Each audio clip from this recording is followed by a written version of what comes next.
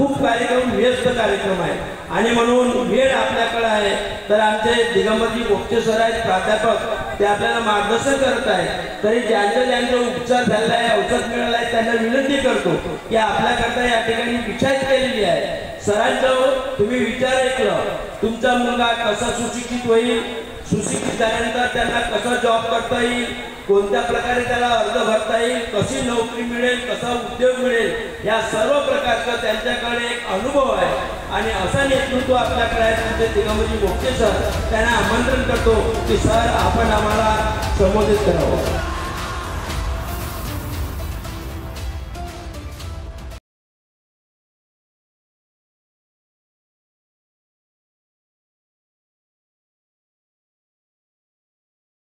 धन्यवाद सर. सर्वांना एकच विनंती आहे माझा आवाज येतो का? हा मी जास्त वेळ घेणार नाही जास्तीत जास्त 7 ते 10 मिनिटं घेईन पण हे 10 मिनिटं तुमच्या आयुष्यातील तुमच्या घरी सरांनी एक खूप छान शब्द बोलला जसं शेती या क्षेत्रामध्ये हरित क्रांती येते तसं जर आपण हे नीटपणे ऐकून घेतलं तर तुमच्या घरी शिक्षण क्रांती आल्याशिवाय राहणार नाही आणि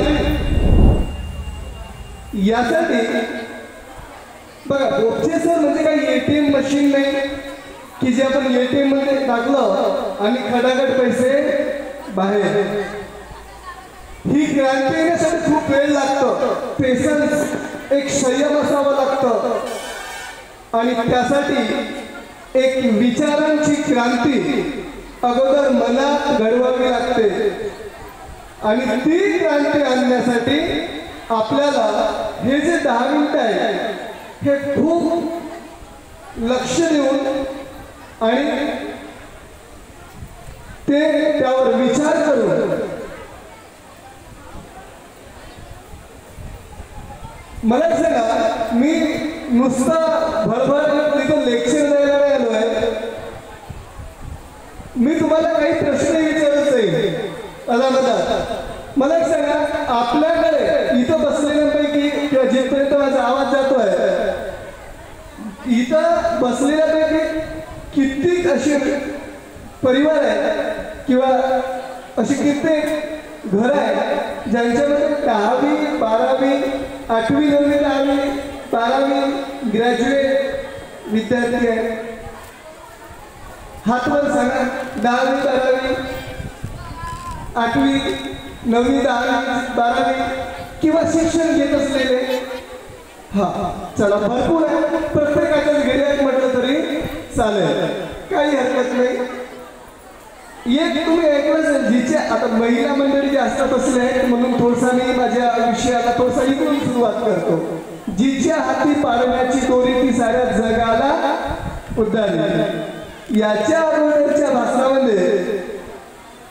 आमच्या ज्येष्ठ भगिनी आणि खूप शिक्षण या विषयावर खूप छान प्रकाश टाकलेला आहे राजनैतिक हा माझा विषय नाही मी शिक्षण या विषयावरच बोलेल कारण शिक्षणामध्ये क्रांती आल्याशिवाय एक म्हणायला ज्याच्या घरी नाही पुस्तकाचं कपाट त्याचं घर होईल भुईसपाट म्हणून शिक्षणाला ज्यांनी महत्व दिलं त्यांच्या झोपडीचं महालात रूपांतर झालं आणि ज्यांनी फक्त पैशालाच प्राधान्य दिलं ते तिथेच राहिले किंवा 50 एकरचे कास्तकार 5 एकरावर आले ते तुम्ही तुमच्या डोळ्यांनी पाहिलेलं असेल नाहीतर एखाद्या गरीब घरचा विद्यार्थी चांगला नोकरीवर लागला चांगला शिकला सुशिक्षित झाला तर त्या घरचं पूर्ण नशीबच पालटलं आई वडिलांनी रोजी रोटी केली मुलांना शिकवलं आणि आज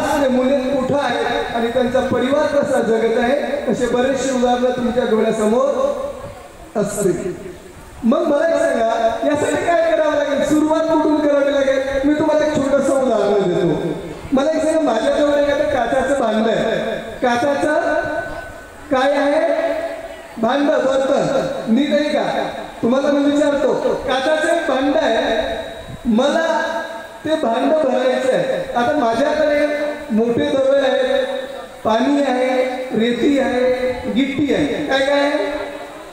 मोठी गिट्टी, त्याच्यानंतर छोटी गिट्टी, मोठे दगड, छोटी गिट्टी, रेती आणि पाणी.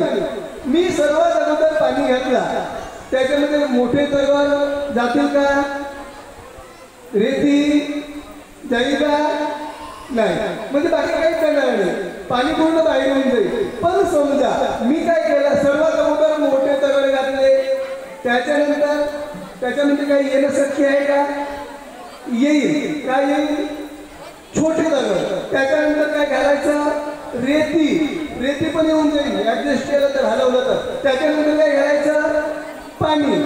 म्हणजे त्या बघा आपण काय घेतलं, क्रमाने घेतलं, क्रम घेतला आणि हाच क्रम, हाच सिक्वेन्स आपल्या आयुष्यामध्ये जर आपण घातला. आता मध्ये पाणी किंवा रेती हा विषय नाही, बोलण्याचं तात्पर्य समजा आपण जर आपल्या आयुष्यामध्ये जर एक क्रम किंवा एक सुरळीत, बघा चाक कसा असतो गोल, तेव्हा तो सुरळीतरित्या चालतो. परंतु जर तो गोल नसेल तर तो स्पीडने चालेल का? नाही. मग आपल्या या आयुष्यात तसंच आहे.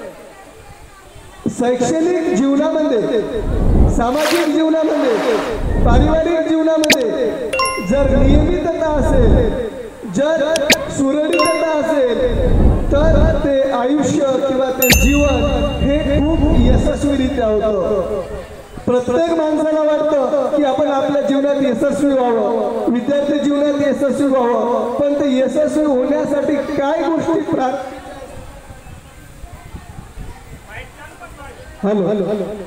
प्रारंभीच्या ज्या गोष्टी असतात, जे सिक्वेन्स असतं, जे क्रम असतं, हा आपला चुकतो आणि आपल्या आयुष्याचं वाटोळं होतं. मित्रांनो, मैत्रिणींनो, आया बहिणींनो सांगतो.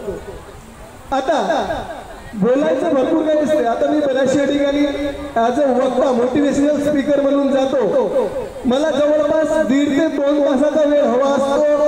1.5 ते 2 तास कमीत कमी. आणि त्यासाठी एक लिस्नर वर्ग, म्हणजे एक विद्यार्थी वर्ग किंवा एक श्रोता वर्ग असावा लागतो. मग तो हजारोच्या संख्येनं असो किंवा शेकडोच्या संख्येनं असो, जास्तीत जास्त. अच्छा, आता जास्तीत जास्त तो विद्यार्थी वर्ग किंवा एक युवा वर्ग जर असला असता तर कदाचित अजून माझ्या बोलण्यात अजून उत्साह जाणवला असता. कारण माता बहिणी आमच्या गोष्टीतच धूम आहे. कायची भाजी जेवलीच बाईला, काय होतो ना कसं होतो, सर्व चालू आहे. ओके, तर बघा, मी माझ्या बोलण्यातून अगोदर सांगितलं 4 ते 5 मिनिटात मी बोलतो आणि संपवतो. पण त्या बोलण्यातून तुम्हाला जर काही गोष्टी आवडल्या तर मी एकच गोष्टीची अपेक्षा करेल, तुमचे हात जे असे बांधले आहेत ना, ते हातात टाळ्या वाजवायच्या जर आवडल्या तर. बघा, आयुष्यामध्ये काय करतो आपण, बऱ्याचशा गोष्टी चालू करतो, सुरुवात करतो, स्वप्न बघतो, आपले मुलं स्वप्न पाहतात, आपण मुलांना स्वप्न दाखवतो. पण प्रत्येकात स्वप्न पूर्ण होतात का? नाही. त्यासाठी काय करावं लागतं? सर्वात अगोदर मी तुम्हाला बोललो, सोच. कारण तुम्ही आपल्या मुलांच्या मनात आतापासून बिंबवलं की बेटा तुला हे करायचंय, तुला हे बनायचंय. जर ते तुम्ही, कारण मुलाला काहीच कळत नाही हो, तुम्ही जसं खत पाणी द्याल एखाद्या झाडाला. मी पालकांना विशेष करून टार्गेट करतो. आज मी प्रत्येक माझ्या भाषणामध्ये विद्यार्थ्यांना टार्गेट करतो, पण पालक वर्ग आहे म्हणून पालकांना टार्गेट करतो. जेवढं तुम्ही ज्या झाडाला जसं खत पाणी द्या, ज्या पद्धतीने वागवा, जसं संगोपन कराल, तसा तो झाड होतो. तसंच विद्यार्थी तुमच्या मुलांचे ज्या पद्धतीने तुम्ही त्यांच्या मनामध्ये जसे विचार पेराल. आताच बोलताना बोलले, फुले शाहू आंबेडकरांचा विचार, जिजामातेचे विचार, झाशीच्या राणीचा विचार, हे आलेत कुठून? शिवाजी महाराज घडलेत कसे? शिवाजी महाराज घडले ते त्यांच्या आईमुळे.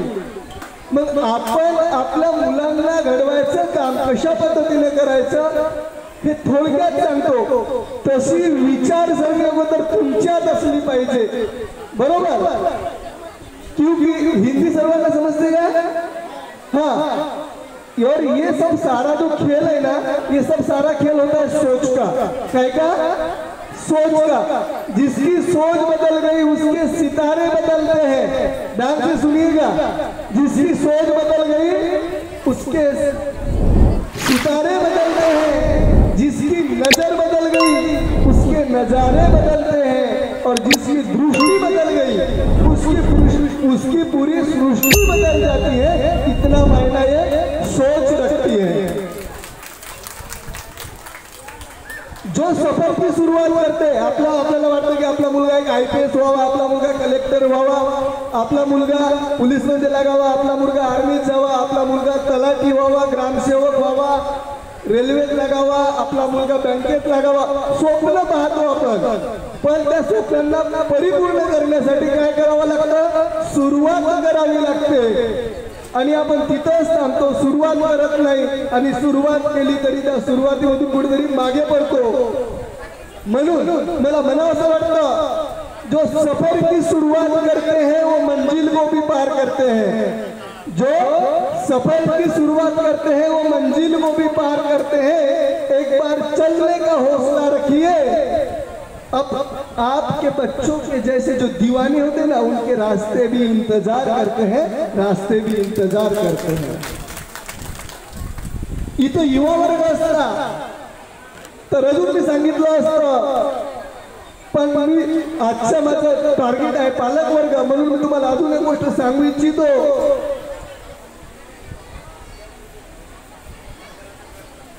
जिंदगी में बहुत मुश्किलें आती हैं, मुश्किलों से भाग जाना आसान होता है। मतलब पढ़ाई के लिए मैं बात नहीं कर रहा हूँ, जनरल कोई भी मुश्किल हो सकती है लाइफ में, तो मुश्किलों से भाग जाना आसान होता है। हर पहलू जिंदगी का इम्तिहान होता है। मुश्किलों से भाग जाना आसान होता है, हर पहलू जिंदगी का इम्तिहान होता है। भागकर डरने वालों को कुछ नहीं मिलता, डरकर भागने वालों को जिंदगी में कुछ नहीं मिलता, और जो लड़कर जो अजमाते हैं उनके एक दिन कदमों में पूरा सारा जहां होता है, पूरा सारा जहां होता है। मंजिलें उन्हीं को मिलती है जिनके सपनों में जान होती है। मंजिलें उन्हीं को मिलती है जिनके सपनों में जान होती है। सिर्फ पंख रहने से ही कुछ नहीं होता यारो, हौसलों से उड़ान होती है, और वो हौसले अपने बच्चों के अंदर में आपको डालना है। उनके सपनों को आपको पूरा करना है, उनको हर मोड़ पर आपको पॉजिटिव रखना है। क्योंकि ये किस्सा मैं जरूर सुनाऊंगा। एक बच्चे को स्कूल में मेंटल घोषित करके उसको स्कूल से निकाल दिया जाता है।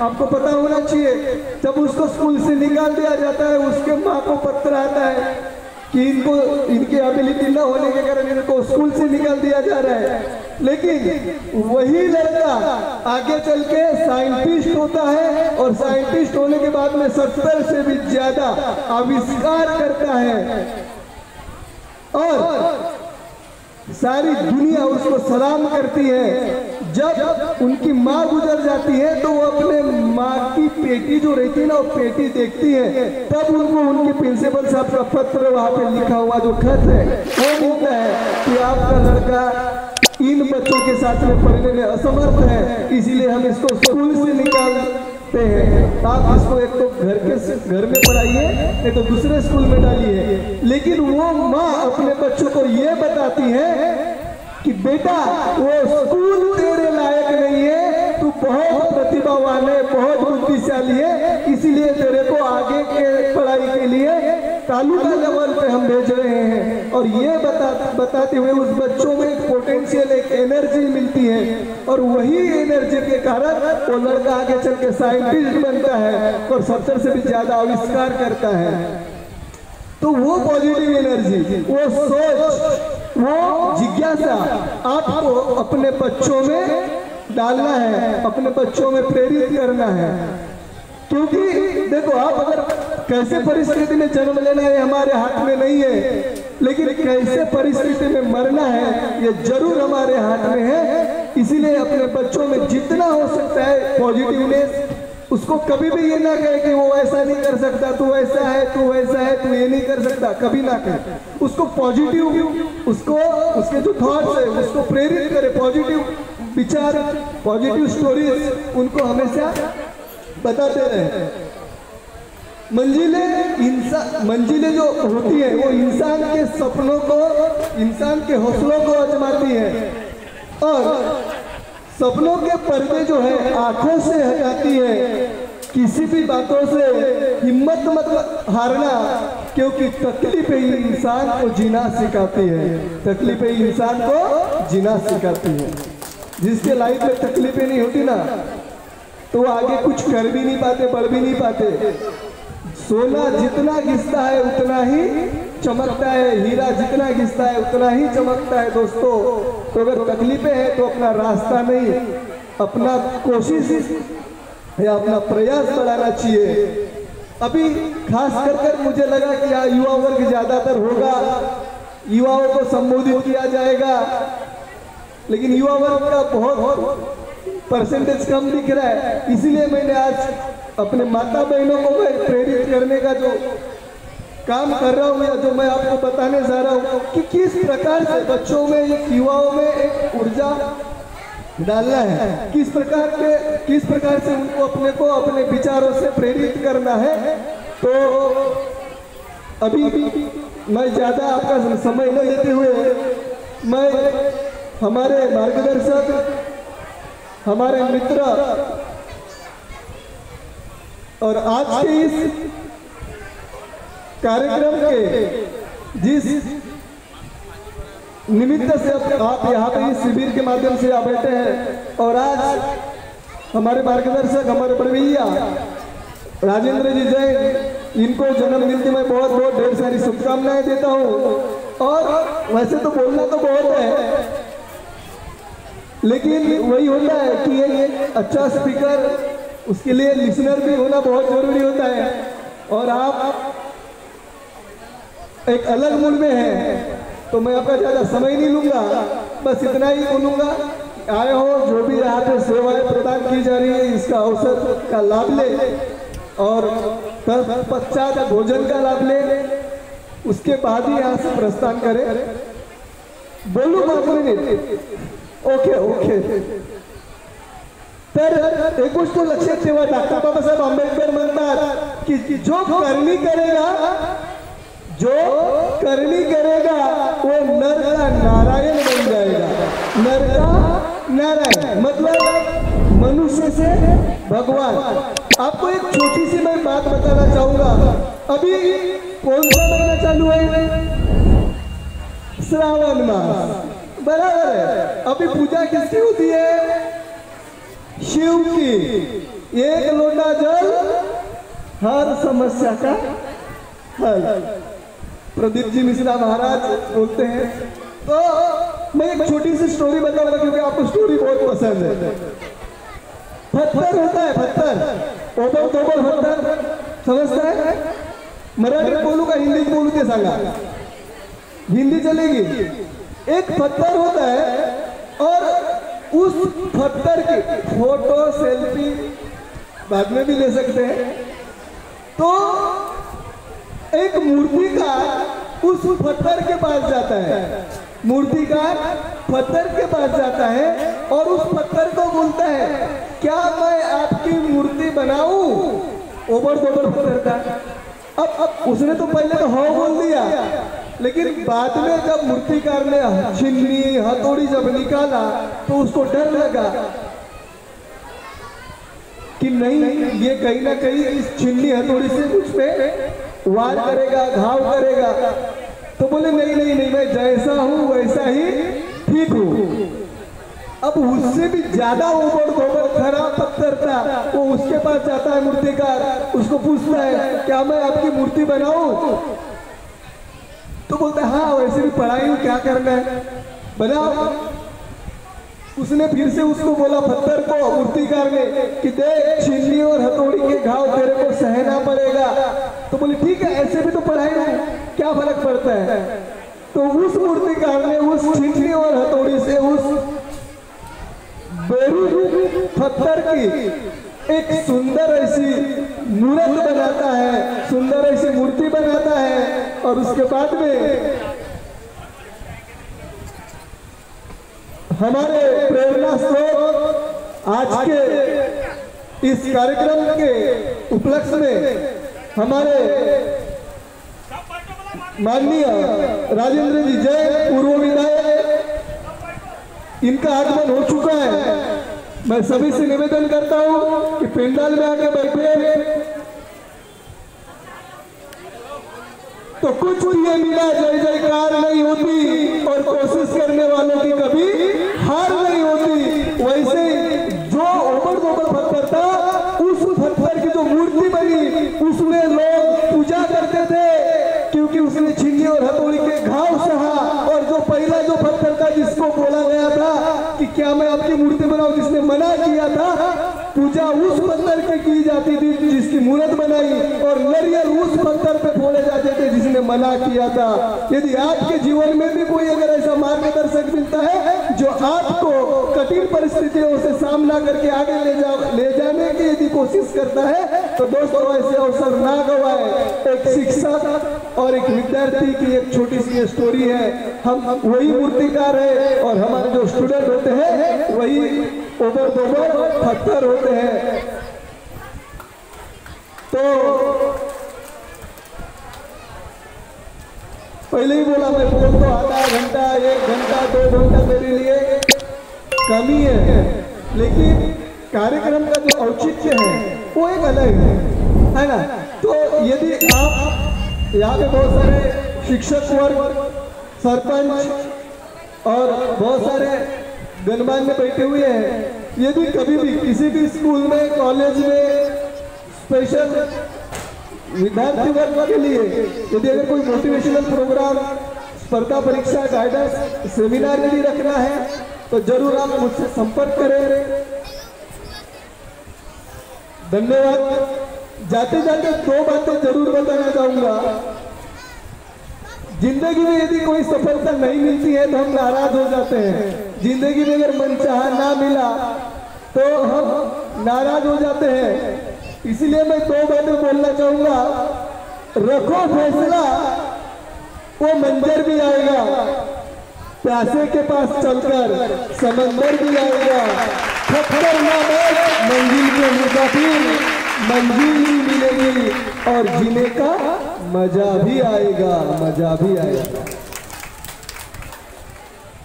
दोस्तों, कभी भी सफलता मिले ना मिले, लेकिन खुद खुशी या आत्महत्या या अपने आप को ऐसे कभी भी थॉट्स मन में नहीं लाना चाहिए। जिंदगी हसीन है, जिंदगी से प्यार करो। कहते हैं कि 84 लाख योनि भोगने के बाद में इंसान को नरदेह प्राप्त होता है। तो जिंदगी हसीन है, जिंदगी से प्यार करो। है रात तो सुबह का इंतजार करो, वो कल भी आएगा जिसका इंतजार है आपको। दोस्तों, वक्त पर भरोसा और खुद पर एतबार करो, खुद पर एतबार करो।